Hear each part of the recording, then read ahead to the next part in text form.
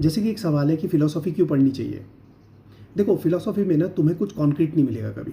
जैसे कि मैथ्स और साइंस हम पढ़ते हैं, राइट, 2+2 4 ही होता है वहाँ पर। यहाँ ऐसा नहीं होगा। यहाँ आपको एक ही चीज़ के ऊपर 100 पर्सपेक्टिव मिल जाएंगे। और जब आप वो 100 पर्सपेक्टिव पढ़ोगे ना, तो 100 में से आपको बहुत सारे सही भी लग रहे होंगे, कई ऐसे होंगे जो एक दूसरे के जस्ट अपोजिट होंगे, एक दूसरे को कॉन्ट्रडिक्ट कर रहे होंगे व्यू, पर आपको दोनों व्यू सही लग रहे होंगे, क्योंकि दोनों व्यू को ना अलग अलग एंगल से देखा जा रहा है। तो जब आप इस तरह की इन्फॉर्मेशन को पढ़ते हो जो कॉन्ट्रडिक्टिंग नेचर की है और उनको आप अंडरस्टैंड करने की कोशिश करते हो, तो आपकी ना क्रिटिकल थिंकिंग डेवलप होती है।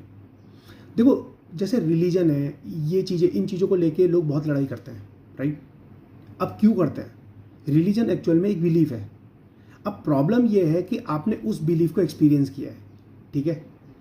अब वो बिलीफ आपका इतना सॉलिड हो गया, आपकी सच्चाई ही बन गया वो बिलीफ। अब आप तो यही बोलोगे कि आपका जो बिलीफ है वही बिल्कुल सही है।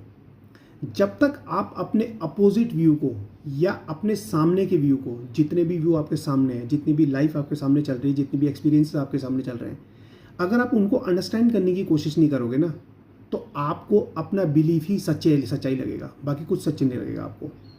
फिलॉसफी यही चीज़ को ब्रेक कर देती है।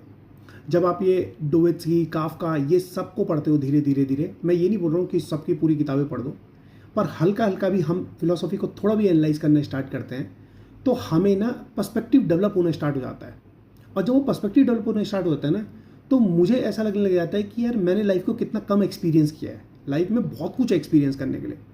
और जब हम लाइफ को अपने से बहुत ऊपर देखना स्टार्ट कर देते हैं ना, तो लाइफ हमें बहुत ब्यूटीफुल लगने लग जाती है। और थोड़ी वो मिस्ट्री भी डेवलप हो जाती है उसमें, कि इसमें इतना कुछ है एक्सपीरियंस करने के लिए जो मैंने एक्सपीरियंस किया ही नहीं है। तो मेरा बिलीफ सिस्टम जो है ना, वो बहुत छोटा दिखने लग जाता है। जब वो छोटा दिखने लग जाता है तो मेरे ग्रोथ की अपॉर्चुनिटी ऑटोमेटिकली बढ़ जाती है। मैं लाइफ को और ज़्यादा एक्सपीरियंस करने का ट्राई करने लग जाता हूँ। तो मुझे पर्सनली ऐसा लगता है कि फिलॉसफी किसी न किसी वे में, मैं ये नहीं बोल रहा हूँ किसी पर्टिकुलर राइटर को या किसी पर्टिकुलर थ्योरी को तुम्हें पढ़ना चाहिए, नहीं, किसी भी वे में यू शुड रीड इट। ये इसलिए नहीं कि तुम्हारा करियर बनेगा उससे, ये बस तुम्हारे पर्सनल ग्रोथ के लिए है। और तुम्हें खुद महसूस होगा कि हाँ तुम्हें कितना कम मालूम है। तो इसके बारे में आपकी क्या राय है, आप बता सकते हैं। Thank you.